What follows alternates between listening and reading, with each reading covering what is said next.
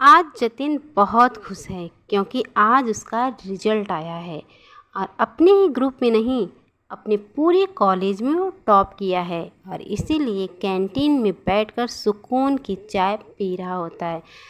जतिन बहुत ही मेहनती और हिम्मत वाला लड़का था। बहुत अच्छा बच्चा था। वो शहर में एक अकेले का कमरा लेकर के दिन रात मेहनत से पढ़ाई करने वाला बच्चा था। उनकी माँ उन्हें बचपन में छोड़ चली थी और इसीलिए उनके पापा बचपन में ही दूसरी शादी कर लिए थी। लेकिन उनकी सौतेली माँ भी बहुत अच्छी थी। जतिन का बहुत अच्छे से ख्याल रखती थी। उनकी एक सौतेली बहन भी थी जो अपने भैया से बहुत ज़्यादा प्यार करती थी। आज जतिन का इंटरव्यू है। अच्छा रिजल्ट, अच्छा मार्क्स, पूरे कॉलेज में टॉप करने की वजह से एक कंपनी से उन्हें ऑफ़र आया था और इसीलिए उनका उसी कंपनी में इंटरव्यू होता है। बॉस उनकी इंटरव्यू बहुत ही कड़ाई से लेते हैं। जतिन अपने बॉस के द्वारा पूछे गए सवाल का बहुत अच्छे तरीके से जवाब देते हैं। हर सवाल का पॉइंट टू पॉइंट जवाब देते गए और उनकी नौकरी उस बड़ी सी कंपनी में पक्की हो जाती है। और इसी खबर को सुनाने के लिए वो अपनी माँ के पास भागे भागे जाने लगते हैं। तभी उन्हें रास्ते में एक मंदिर दिखता है। उनको लगता है क्यों ना पहले माँ का दर्शन कर लें, देवी माँ का, फिर उसके बाद चल के माँ को ये खबर सुना देते हैं और तुरंत वो मंदिर पहुँच जाते हैं। वहाँ देखते हैं एक लड़की जो बहुत ही खूबसूरत है, वो भी पूजा करने आई थी। जतिन एक नज़र से उस लड़की को सिर्फ देखे जा रहे थे। तभी पंडित जी, ये लड़की कौन थी? बहुत ही खूबसूरत लग रही थी, संस्कारी भी दिख रही थी। क्या ये यहाँ पे रोज़ पूजा करने आती है? हाँ हाँ बेटा, ये लड़की यहाँ पे रोज़ पूजा करने आती है और इसकी जैसी लड़की तो मैंने आज तक देखा ही नहीं। बहुत संस्कारी है, जिस घर जाएगी ना तो उसे स्वर्ग ही बना देगी। पंडित जी उस लड़की का नाम लक्ष्मीना बताते हैं। जतिन मंदिर से सीधा अपने घर आ जाते हैं। अरे बेटा जतिन, तुम फ़ोन कॉल कुछ नहीं, अचानक क्या बात है? कुछ नहीं माँ, क्या है ना, मैंने कॉलेज में टॉप किया था, आप लोग को तो मैं बताया था। तो मुझे ना एक बड़ी सी कंपनी का ऑफ़र आया था इंटरव्यू का। तो मैंने इंटरव्यू दिया और उसमें पास हो गया, मेरी नौकरी लग गई। वहाँ बहुत बड़ी कंपनी है। अरे बेटा, ये तो बहुत बड़ी खुशखबरी है हम लोग के लिए। बहुत अच्छे, तुम तो मेहनत ही ऐसा करते थे, कहीं ना कहीं तुम्हारी जॉब तो पक्की ही थी। बेटा अब एक काम करो, नौकरी भी लग गई, अब तुम शादी कर लो ताकि मुझे इस बुढ़ापे में खाना बनाने वाली कोई मिल जाए। ये तो तुम्हारी बहन है ना, एक काम नहीं करती, कम से कम तुम शादी कर लोगे तो मेरे साथ कोई रहने वाला हो जाएगा, मेरा हाथ बटाने वाला। वैसे भी अगले हफ्ते पंडित जी आए थे, वो जो शहर के उस छोर पे है ना घर, तो उनकी भी लड़की शादी करने के लिए बोल रहे थे। बेटा दहेज में ना 10 लाख और 4 चक्का गाड़ी दे रहे हैं, तुम कहो तो मैं हाँ कह देती। अपनी माँ की बात सुन करके जतिन बिना उत्तर दिए अपनी कमरे की तरफ चला जाता है। उसे समझ में नहीं आ रहा था कि वो माँ को क्या बोले और उस लड़की को कैसे भूले जिसे वो अभी अभी मंदिर में देख के आया था। उसे भी वो नहीं छोड़ना चाहता था और अपनी माँ का भी दिल नहीं तोड़ना चाह रहा था। लेकिन वो करे तो करे क्या, उसको समझ में ही नहीं आ रहा था। आखिरकार वो फैसला ले ही लेता है। वो लक्ष्मीना से ही शादी करने को मन बना लेता है। जतिन अगले ही दिन पंडित जी को लेके लक्ष्मीना के पापा के पास पहुंच जाते हैं, लक्ष्मीना का हाथ मांगने। देखो भाई दीनदयाल, मुझे तो पहचान ही रहे हो, तो आपकी जो बेटी है ना लक्ष्मीना, उनको ये बड़े बाबू बहुत ज़्यादा पसंद करते हैं। कल अभी अभी वो मंदिर में देखे थे और तुम्हारी बेटी से वो शादी करना चाहते हैं।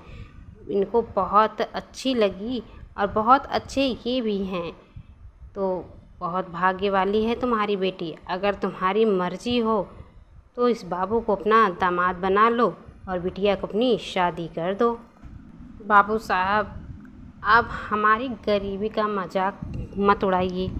हम गरीबों के पास हमारी औलाद ही धन होते हैं और जिस गरीब बाप के पास अगर बेटी है तो वही उसकी इज्जत और वही उसका धन दौलत होती है। बाबू साहब, आप हमें माफ़ कर दीजिए। हम आपको जानते नहीं तो हम आपके साथ अपनी बिटिया का विवाह कैसे कर दें। हमें मालूम है हमारी बेटी किसी के घर की नौकरानी बन सकती है, लेकिन आप जैसे बड़े बाबुओं के घर की बहू रानी ये कैसे संभव है। आप तो जानते ही हैं इस संसार में गरीबों की क्या औकात होती है। हमें माफ़ करें बाबू साहब, हमें माफ़ करें। जमाना को देखते हुए लक्ष्मीना के पिता अपनी बिटिया को लेकर डर गए। तभी अंकल जी, पहले तो आप इस तरह से हाथ जोड़ के हमें शर्मिंदा ना कीजिए। आपकी उम्र और हमारी उम्र में बहुत फासले हैं। आप हमारे बड़े हैं और बड़े हमेशा हाथ उठाते हैं आशीर्वाद देने के लिए। और रही बात लक्ष्मीना की, तो सच में अंकल जी, हम आपकी बिटिया से बहुत प्रेम करने लगे हैं और शादी भी उन्हीं से करना चाहते हैं। आप हम पे भरोसा रखिए। अभी भी इस ज़माने में बहुत लोग हैं जिन्हें अच्छी और संस्कारी लड़कियां पसंद हैं। बाबूजी, सभी बड़े इंसान एक जैसे नहीं होते हैं। अंकल जी, आपके डर को मैं समझ रहा हूँ। ज़माने के हिसाब से आप सोच रहे हैं, लेकिन मैं भी तो दूर का नहीं हूँ। ये पास का जो शहर है ना, मैं वहीं का रहने वाला हूँ। आप वहाँ पे पूछ लीजिए, आपके दिल को तसल्ली हो जाए। अरे दीनदयाल, मैं इस लड़के को बहुत अच्छे से जानता हूँ। इनके पापा हैं ना, वो बड़े अच्छे हैं। पंडित जी की बात सुन करके दीनदयाल को थोड़ी सी तसल्ली हुई, क्योंकि उस शहर में रहने वाले हर इंसान के घर अखबार पहुंचाते हैं। लक्ष्मीना के पिता दीनदयाल अपनी बेटी की शादी करने के लिए दीनदयाल रेडी हो जाते हैं। फिर कुछ दिन के बाद जतिन अपने माँ बाप को बिना बताए लक्ष्मीना से शादी कर लेते हैं। बेटा जतिन, मेरे पास यही मेरी एक गुड़िया थी जिसे आज मैं तुम्हारे हवाले सौंपती हूँ। मेरे पास बेटा कुछ भी नहीं है जो मैं विदाई के समय अपनी बच्ची को दे सकूँ। मेरी आशीर्वाद ही है सिर्फ तुम दोनों को देने के लिए। बेटा, तुमसे मेरी एक विनती है, मेरी बच्ची को हमेशा खुश रखना। इतना बोलते हुए लक्ष्मीना की माँ अपनी बेटी से गले लग के रोने लग जाती है। विदाई का दर्द वही समझ सकता है जो बेटी विदा किया होता है। माँ जी, आप इतना दुखी मत होइए। आज से लक्ष्मीना मेरी जिम्मेदारी हुई। मैं पूरी कोशिश करूँगा कि लक्ष्मीना को किसी भी चीज़ की तकलीफ़ ना हो। जतिन किसी तरह लक्ष्मीना की माँ को समझाता है और फिर लक्ष्मीना को लेकर अपने घर पहुँच जाता है। अपनी माँ को आवाज़ देने लगता है। जतिन की आवाज़ सुन कर के उनकी माँ और बहन दोनों भागे भागे दरवाजे की तरफ आती हैं। जतिन के साथ एक दुल्हन को खड़ी देख आश्चर्य पड़ जाती हैं। बेटा जतिन, ये कौन है? दुल्हन के रूप में सजी धजी तुम्हारे साथ है कौन? हमें तो कुछ नहीं बताया। माँ, वो क्या है ना, मैं तुम्हें बताने ही वाला था। मुझे ये लक्ष्मीना बहुत पसंद थी, लेकिन गरीब घर की थी ना, इसलिए नहीं बताया।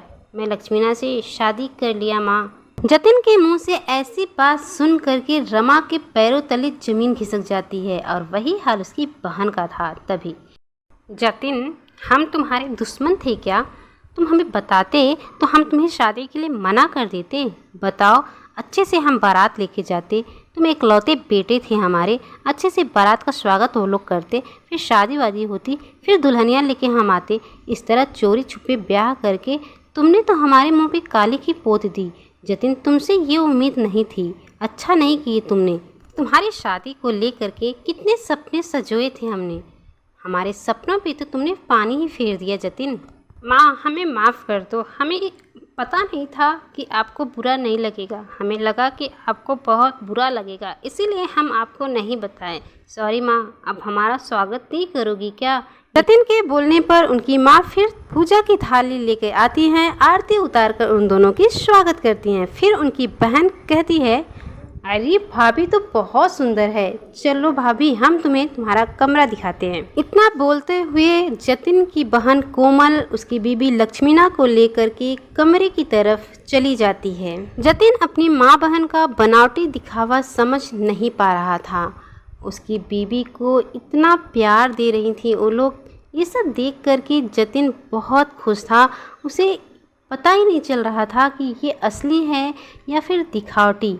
उसे सब कुछ असली ही लग रहा था। लेकिन ये सब उसकी सौतेली माँ और बहन सिर्फ और सिर्फ जतिन का दिल जीतने के लिए दिखावटी कर रही थी। इधर किचन में कभी उनकी ननद उनका साथ दे रही थी तो कभी रूम में उनकी सास उन्हें समझाती हुई नज़र आ रही थी, और ये सब जतिन को वो लोग दिखाने के लिए ही कर रही थी। लक्ष्मीना, तुम्हें मेरी माँ या बहन का व्यवहार कैसा लगा? पता है, मुझे बहुत डर लग रहा था जब तुम्हें मैं इस घर में दुल्हन बना के लाया था, लेकिन उन लोग इस तरह से तुमसे घुल मिल जाएंगी ये मैंने कभी नहीं सोचा था। भगवान का मैं शुक्रिया अदा करता हूँ जो उनके दिल में तुम्हारे लिए प्रेम भर दिए। हाँ जतिन, तुम सही कह रहे हो, मुझे भी बहुत डर लगता था, न जाने कैसे वो लोग मुझे एक्सेप्ट कर ली, कैसे मुझे स्वीकार कर ली अपनी बहू के रूप में। मुझे भी ये सब सोच के बहुत डर लगता था कि तुम लव मैरिज किए हो और ऊपर से उन लोग को बताया भी नहीं हो, कैसा उन लोग का रिएक्शन रहेगा। मुझे भी ये सब सोच के बहुत ज़्यादा डर लगता था। जतिन और लक्ष्मीना बहुत खुश थे अपनी माँ और बहन के व्यवहार पर, लेकिन उनकी बहन और माँ का अलग ही कड़वापन था। ओहो मम्मी, मैं तो एकदम से तंग आ गई हूँ। न जाने आपके दिमाग में क्या चल रहा है, एकदम से मुझे नौकरानी बना के रख दी हो। एक तो एक फूटी कौड़ी नहीं लाई, एक मेरे लिए ड्रेस भी नहीं लाई, और ऊपर से इनका गुलामी मुझसे करवा रही हो। आपके मन में चल क्या रहा है? इतना प्यार आपके मन में उनके लिए कैसे आ गया? आप तो बिल्कुल भी इनको एक्सेप्ट नहीं करने वाली थी, बिल्कुल स्वीकार नहीं करने वाली थी। आगे पीछे आप भी घूम रही हो मम्मी, और मुझे भी घुमा रही हो। आखिर क्या बात है, कुछ तो बताएं। बेटा, तुम्हें मैं अब कैसे समझाऊं कि क्या बात है? तुम्हें पता ही नहीं है कि मैं ऐसा क्यों कर रही हूँ। मैं तो सिर्फ दिखावा कर रही हूँ जतिन को कि मैंने उसकी बीबी को स्वीकार कर लिया है। पता है क्यों? क्योंकि ये सारे जायदाद, सारा प्रॉपर्टी, पूरा घर, सब कुछ जतिन के नाम है। उसकी मम्मी ने उसके नाम कर रखा है। बस इसीलिए अगर हम लोग उसके साथ अच्छा व्यवहार नहीं करेंगे तो कहीं ऐसा ना हो कि जतिन को लेकर वो अलग हो जाए और हमें सिर्फ मिले भीख वाली कटोरी, मांगते रहो सड़कों पर भी। बेटा, एक बार जतिन को शहर जाने तो दो, फिर सारा बदला, सारा हिसाब किताब मैं करती हूँ इससे। एक चवन्नी लाई नहीं, ऊपर से मलिकाना लेकर बैठी है। आखिर वो भी दिन आ ही गया जिस दिन का इंतजार जतिन की माँ और बहन कर रही थी। आज जतिन को वापस शहर जाना था अपनी नौकरी के लिए। जतिन को शहर जाता देख लक्ष्मीना बहुत उदास और अपने आप को अकेला महसूस करने लगी थी। इधर जतिन की माँ और बहन की प्लानिंग चालू हो गई थी कि किस तरह से लक्ष्मीना को परेशान किया जाए और इस घर से बाहर किया जाए। बहुत हो गया उनका मलिकानापन क्या था, अब हर एक चीज़ में उनको ताना सुनना पड़ रहा था। क्या भाभी, कैसा ड्रेस पहनती हो आप? बिल्कुल भिखारी लगती हो, भिखारी। न जाने कैसे मेरे भैया को आपने फांस लिया, बिल्कुल भी सुंदर नहीं हो। हाँ हाँ बेटा, तुम तो सही कर रही हो। एक चवन्नी तो उसके बाप ने दिया नहीं, ऊपर से आके यहाँ मालकिन बन बैठी है। पता नहीं घर में खाने को कुछ मिलता भी था कि नहीं, जब देखो राक्षसों की तरह यहाँ खाती पीती रहती है, भिखारी कहीं की। ऊट पटांग बातें बोल के वहाँ से जतिन की मम्मी और बहन चली जाती हैं। आज हिमलता को उनकी सच्चाई का पता चल गया था। बहुत उदास हो गई थी, बहुत अकेला महसूस कर रही थी। कहे तो किससे कहे, ना तो पति से कह सकती थी, ना तो अपने मायके में कह के किसी को तकलीफ़ देना चाहती थी। बहू रानी से अब से घर की नौकरानी बन गई थी लक्ष्मीना। अब बहुत ही तकलीफ़ में रहती थी वो। अपने पति से तो रोज़ बातें करती थी लेकिन कभी कुछ नहीं कहती थी। वो डरती थी कहीं ऐसा ना हो कि माँ और बेटे में झगड़ा हो जाए। फिर एक दिन, ए सुन लक्ष्मीना, जो तेरे पास ज्वेलरी है ना वो सब लाके मुझे दे दे। तेरे बाप ने तो एक भी चवन्नी दी नहीं, इतने बड़े खानदान की बहू बना दी उसने। पता नहीं क्या तुझ में देखा था जतिन, जो पसंद कर लिया। किसी के लायक तो है नहीं तू, एक घर की नौकरानी बनने लायक है, और बाकी तुझमें कोई गुण नहीं है। जो मैं कह रही हूँ ना उसको जल्दी जल्दी कर दे, तो फिर अच्छा नहीं होगा तेरे लिए भी और तेरे मायके के लिए भी। धक्के मार के बाहर निकाल दूंगी, इतना तो याद रखना। मैं जतिन की सगी नहीं, सौतेली माँ हूँ, सौतेली। ये सब तुझे बताया नहीं क्या जतिन? माँ, कैसी बात कर रही हो आप? मुझे जतिन ने सब बताया है। आपको वो सौतेली नहीं, सगी माँ मानते हैं, और रही बात ज्वेलरी की, तो मेरे मांग में जो टीका देख रही है ना, यही मेरे पास है, जो मेरी मम्मी ने मुझे बहुत प्यार से दिया है। मैं इसे किसी को भी नहीं दे सकती। मेरे पास कुछ भी ज्वेलरी नहीं है। कितनी झूठी है रे तू, तेरे पास ज्वेलरी नहीं है, खाली हाथ तेरी माँ ने भेज दिया। तेरे बाप के पास औकात नहीं था तो जाके कहीं कुएं में कूद मरती ना। मेरे बेटे के गले क्यों पड़ गई? मुझे अच्छी बहू चाहिए थी, खानदानी, जो दहेज में ढेर सारा पैसा, ज्वेलरी और गाड़ी लाती। तू तो फ्री में आके गले पड़ गई। तेरे पास ज्वेलरी नहीं है ना, तो निकल जा मेरे घर से, दफ़ा हो जा यहाँ से। माँ, आप कैसी बात कर रही हो? मुझ पे तरस खाओ माँ, एक गरीब की बेटी हूँ। ऐसा ना करो माँ, प्लीज़ मुझ पे तरस खाओ। मैं कहीं नहीं जा सकती। आपको तो पता है ना, शादी के बाद एक लड़की का घर उसका ससुराल ही होता है। सास उसकी माँ होती है, उसके घर परिवार वाले सब कुछ उसके ससुराल वाले हो जाते हैं। तू ऐसे नहीं मानेगी, मुझे अपना ही तरीका अपनाना पड़ेगा तुझे यहाँ से निकालने के लिए। जब तक तुझे निकालती नहीं, मुझे चैन नहीं पड़ेगा। इतना कहते हुए जतिन की माँ और बहन दोनों मिल करके लक्ष्मीना को बहुत ज़्यादा मारने पीटने लगते हैं। घुटने टेक देती है बेचारी लक्ष्मीना, लेकिन फिर भी वो लोग नहीं मानती हैं। अंततः उसका गला दबाकर उसको मार ही डालती हैं और फिर ले जाकर बाहर के बगीचे में उसको आम के पेड़ के नीचे गाड़ देती हैं। अपने बहू को मारने के बाद रमा समझ नहीं पा रही थी क्या करे। तभी, माँ, मुझे बहुत डर लग रहा है। भैया फ़ोन करेंगे, हर रोज़ भाभी से बात करती थी, फ़ोन करके बोलेंगे तो हम लोग की चोरी पकड़ी जाएगी। ओहो, तुम शांति रहो। अगर इस तरह से हड़बड़ाओगी ना तो सच में चोरी पकड़ी जाएगी। मैं कुछ तरीका निकालती हूँ। और हाँ, ध्यान से सुनो मेरी बात।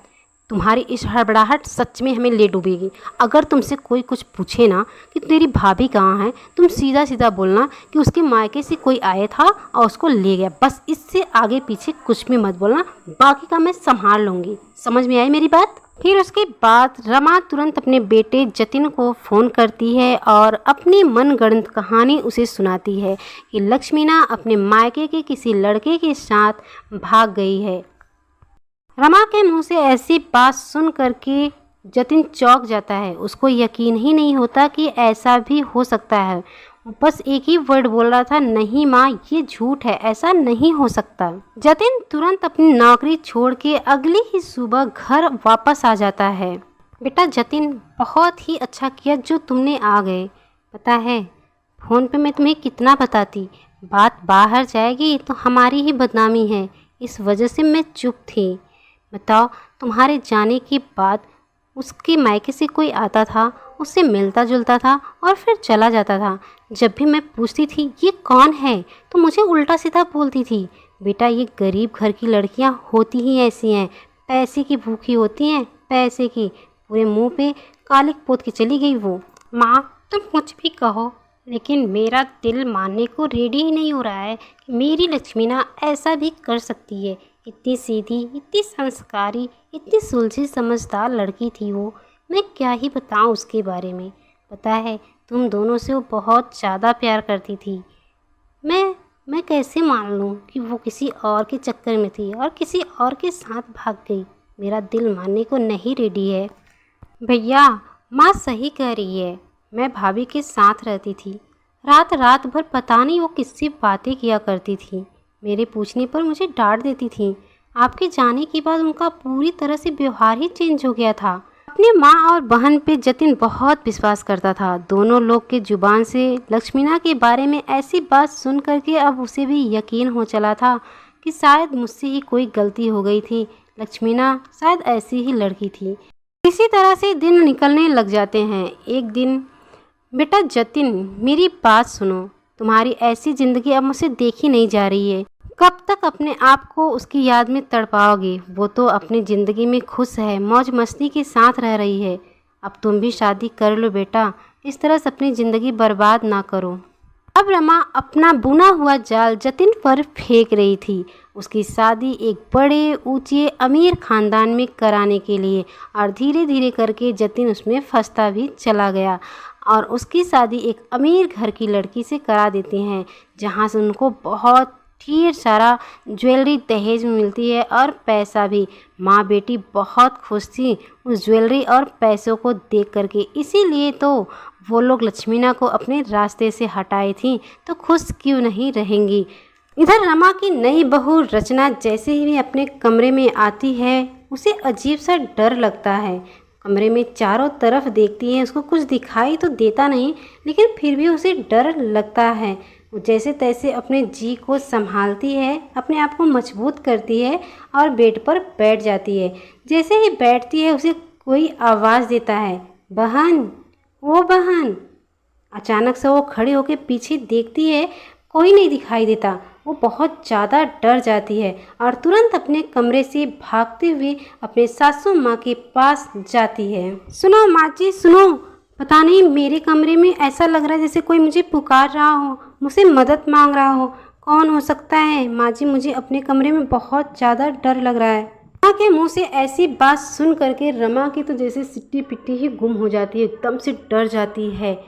ये तो लक्ष्मीना का ही भूत हो सकता है, लेकिन फिर भी अपने आप को संभालती है और फिर रचना को समझाती है कि ये सब भ्रम है, मन का वहम है, और फिर उसे समझा के फिर उसके कमरे में वो लेके जाती है।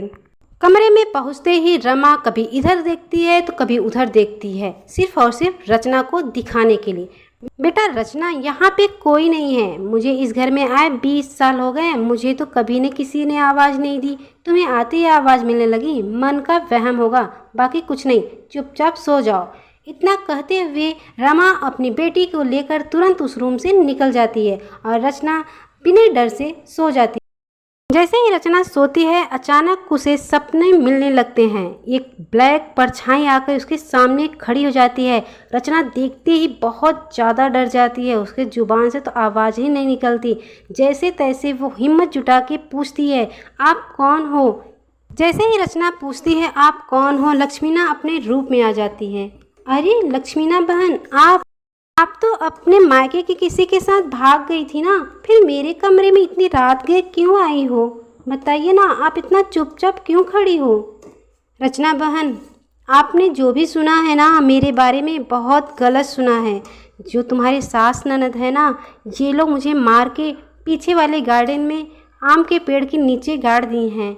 मैं कहीं नहीं भागी थी, मैं अपने पति जितिन से बहुत ज़्यादा प्यार करती थी। पता है तुम्हें, मैं उन्हीं के लिए इस घर से गई नहीं और इसीलिए तुम्हारी सास और ननद ने मुझे मार डाले। मैं बदला लेने आई हूँ तुम्हारी मदद से। फिर रचना की आंखें खुल जाती है, वो तुरंत बेड पे बैठ जाती है और फिर कहती है, हे भगवान, कितना बुरा सपना था। सच में सासू अम्मा जो कहती हैं ना कि हम लोग मोबाइल देख देख के अपने दिमाग में सारा भ्रम भर लेते हैं, सच में वही है। इतना सोचने के बाद फिर से वो सो जाती है और तभी वहाँ पर लक्ष्मीना आ जाती है और वो आते ही रचना के बॉडी में प्रवेश कर जाती है। कुछ टाइम के बाद रचना की आंखें खुलती है और वो रचना नहीं थी, लक्ष्मीना थी। धीरे धीरे करके अपने बेड से उतरती है और सासू माँ के रूम में जाके खड़ी हो जाती है। अचानक से सासू माँ को आहट होता है और अपने बेड पे बैठ जाती हैं। तभी लक्ष्मीना अपने रूप में आ जाती है। लक्ष्मीना को अपने रूप में आती देख रमा की तो सिट्टी पिट्टी गुम हो जाती है। वो एकदम से डर जाती है, बस एक ही आवाज़ निकालती है, अरे बहू, बहू तुम तो मर गई थी ना, तुम कैसे? माँ जी आप भूल रही हैं, मैं मर नहीं गई थी, मारी गई थी। आप और आपकी बेटी मिलके मेरा गला दबा के मुझे मार दी थी और गार्डन में गाड़ दी थी। मैं वही बदला पूरा करने आई हूँ। लक्ष्मीना बहू, मुझे माफ़ कर दो, मुझसे बहुत बड़ी गलती हो गई, मुझे माफ़ कर दो बहू। अब तो जतिन की शादी हो गई, उसके लिए मुझे माफ़ कर दो। रचना बहुत अच्छी लड़की है, तुम तो देखी होगी ना।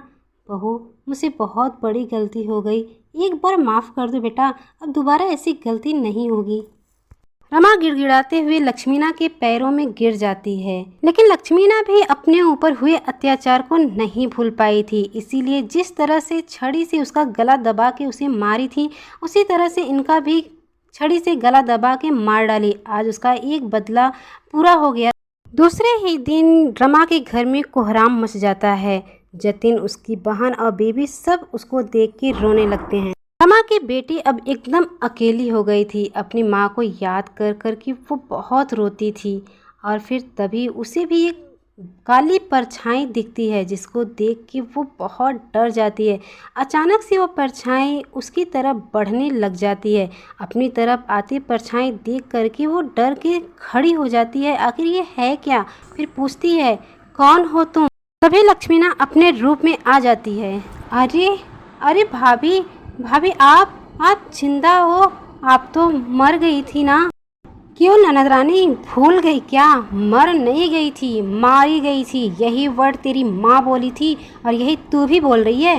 तुम दोनों ने मिलकर मुझे मार डाला था, याद नहीं है क्या? भाभी भाभी प्लीज़ मुझे माफ़ कर दो, मुझसे बहुत बड़ी गलती हो गई थी भाभी, दोबारा नहीं होगा भाभी, प्लीज़ प्लीज़ माफ़ कर दो भाभी, मैं मरना नहीं चाहती भाभी। ननद रानी, मरना तो मैं भी नहीं चाहती थी, बहुत गिड़गिड़ाया था मैंने भी, लेकिन तुम लोगों ने छोड़ा मुझे। मेरे भी जीने की बड़ी इच्छा थी, तुम लोगों ने तो मुझे कहीं का नहीं छोड़ा। मरने के बाद भी मेरे ऊपर इतना बड़ा कलंक लगा दिया। इतना कहते हुए लक्ष्मीना अपना दूसरा बदला भी पूरा करती है। अपनी ननद को भी छड़ी से गला दबा के मार देती है और ये सारे कारनामे जतिन अपनी आंखों से देख लेता है। अपनी बीवी को सामने देख करके वो एकदम से चौंक जाता है। उसे तो यकीन ही नहीं था कि ये वापस आ सकती है। लक्ष्मीना भी अपने पति को देख करके चौंक जाती है कि कहाँ से मुझे देख लिए। क्या हुआ लक्ष्मीना, तुम मेरे घर क्यों आई हो? जब तुमने मुझे धोखा दे ही दिया, किसी और के साथ भाग गई, मेरी माँ बहन को क्यों मार डाली? तुमने इतना बड़ा धोखा देके क्या तुम्हें जरा सा संतुष्टि नहीं मिली जो मेरी माँ बहन को भी मार डाला? आखिर उनकी क्या गलती थी? मैं पूछता हूँ, गलती क्या थी मेरी माँ बहन की? इसकी सजा मैं तुम्हें दिला के रहूँगा। जतिन को अपने सामने देख करके लक्ष्मीना रोने लग जाती है और इतना बड़ा कलंक, इतना बड़ा ब्लेम उसके ऊपर लगता है, इस वजह से वो और रोती है। जतिन, मैं तुम्हें अपने किस मुंह से बताऊं, मैं तुम्हें छोड़ के कहीं भी नहीं जाने वाली थी। तुम्हारे जाने के बाद तुम्हारी माँ बहन ने मेरे ऊपर इतने अत्याचार किए, पैसों के लेके मेरे माँ बाप को क्या कुछ नहीं बोला, लेकिन मैंने कुछ नहीं कहा, कुछ भी नहीं।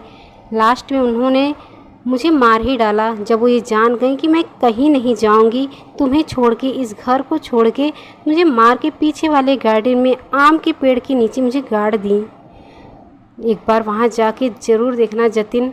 जतिन, मेरी इच्छा तो पूरी हो गई, मैंने अपना बदला पूरा किया। बस एक और इच्छा है जो सिर्फ और सिर्फ तुम पूरा कर सकते हो। जिस तरह से तुम मुझे प्यार करते थे ना, उसी तरह रचना को भी प्यार करना, उसे अपना लेना, क्योंकि शादी के बाद एक लड़की का दुनिया उसका पति होता है। जतिन जैसे लक्ष्मीना के पास जाना चाहा, लक्ष्मीना आकाश की तरफ उठ चली। जतिन खड़ा होकर सिर्फ और सिर्फ देखता रहा। अपनी बहन का दाह संस्कार करके वो बगीचे में गया, आम के पेड़ के नीचे देखा तो सच में उसकी बीवी का कंकाल सिर पड़ा था। आज जतिन एकदम टूट के बिखर गया था। जतिन का दिल तड़प रहा था, वो बहुत फूट फूट के रो रहा था। काश कि लक्ष्मीना को मैं साथ ले गया होता।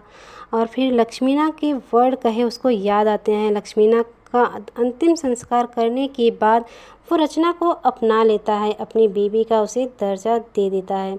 तो फ्रेंड्स, आपको ये कहानी कैसी लगी हमें कमेंट बॉक्स में ज़रूर बताइएगा। चैनल को सब्सक्राइब कर लीजिए, इस वीडियो को एक लाइक ज़रूर कर